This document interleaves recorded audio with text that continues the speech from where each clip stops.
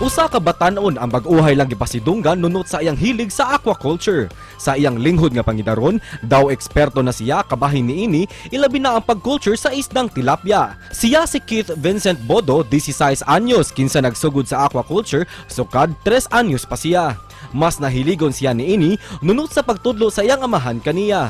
Gumika niini, aminado siyang dako kinigtabang sa ilang pamilya. Busa ato siyang mas ilailahon karong buntaga dinhilang sa GMA Regional TV Live. Waray nga eksperto sa aquaculture atong makauban karong buntaga mga kapuso, Keith Vincent Bodo. Maayong buntag ug maupay na aga, Keith. Welcome sa GMA Regional TV Live. Pakibati naman mga kapuso natin this morning. Maayong buntag, sir. Magandang umaga sa lahat ng mga viewers sa ating mga kapuso sa tibuok Central ug Eastern Visayas. Isa pong malaking karangalan para sa akin ang maimbitahan ang inyong programa. Maraming salamat, sir, sa pagkakataong ito. Daghang salamat sa pag-uban kanamo this morning, Keith. By the way, congrats for being awarded as outstanding aquaculturist. Unang-una sa lahat, Keith, maaari mo bang ma-share sa amin ano itong aquaculture? Thank you, sir. Pag sinabing aquaculturist, ito yung tao or individual na hasa or may alam tungkol sa pag-develop, pag-breed, pag-raise at pag-harvest ng mga isda or other water-related product ng isang kontroladong environment. Hasa ng isang tao, ito kasi inaral or based sa mahabang experiences niya sa aquafarming. Plus yung mga trainings na natutunan niya, malaking bagay din yun isang aquaculturist.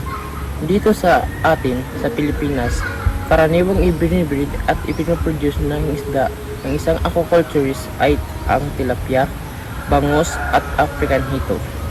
Yung mga produkto na nakukuha or na-harvest ng isang aquaculturist ay mostly pang-konsumo, pagkain at pagbenta sa market. At your very young age, Keith, nakakamangha na nagkaka-interest ka na dito. Sinong nagturo o sinong nag-impluwensya sa iyo nito? Papa ko po, sir. Na-influensyahan at nagka-interest ako kasi masaya at makakamangha. Na pwede pala kayong magkaroon ng sariling pangkain. Na pwede nang makuha sa inyong lote. Na pwede pala na ako lang ang mamimingwit at manguhuli ng isda. From feeding, raising, and harvesting, wala siya natutunan. Lately, nadagdagan yung mga nalalaman ko, gawa na rin yung nagbigay ako ng chance na mag-attend ng trainings na binigay ng Department of Agriculture sa aming LG. We heard that you started this when you were 3 years old, Keith. Ba't ka naging interesado sa aquaculture? Nagka-interest ako kasi maliit pa lamang ako, palagi na ako sumasama sa papa ko sa pagpapakain ng mga hayop namin. Naaalala ko nga po na pag may bumibili na manok o isda sa amin, pag nakakaalis na ito ay umiiyak ako kasi ayaw kong dalhin nila ito. Balik tayo sa award mo. Anong nararamdaman mo, Keith, na napapansin ang iyong passion at higit sa lahat, napaparangalan ka dahil sa iyong ginagawa? Masaya, natuwa at nagpapasalamat ako kasi napansin niyo ang aking talento at nabigyan inspirasyon po ito sa akin at sa aking pamilya na suportahan ang aking hilig at pangarap. Anong fulfillment na naibibigay sa iyo ng pagiging aquaculturist, Keith? As an aquaculturist, masaya ako na nakakatulong ako sa ating environment, sa ekonomiya at pagbibigay makakain. Una sa aming pamilya, marami ang nakaka-benefit kasi during harvest time, may pambenta kami at pangkain kami.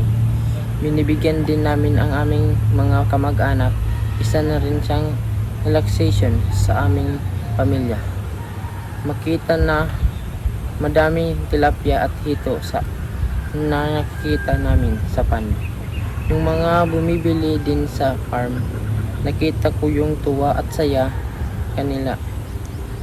Habang ang umiikot sa aming farm, marami din dito sa aming malalapit na barangay ang gumagawa ng fish pond at dito sila kumukuha sa amin ng fingerlings.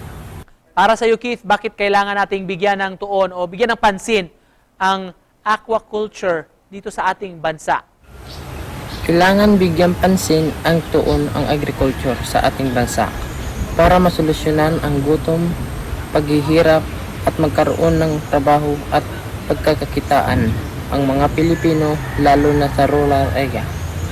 At bilang pagtatapos, Keith, anong mensahe mo sa ating mga kapuso, lalo na dito sa Central at dyan sa Eastern Visayas? Sa ating mga viewers, mga kapuso, salamat sa inyong pagkikinig. Sana may natutunan kayo at magkag-interest din kayo sa aqua farming, lalong-lalo na sa may mga lugar na pwedeng paglagyan nito.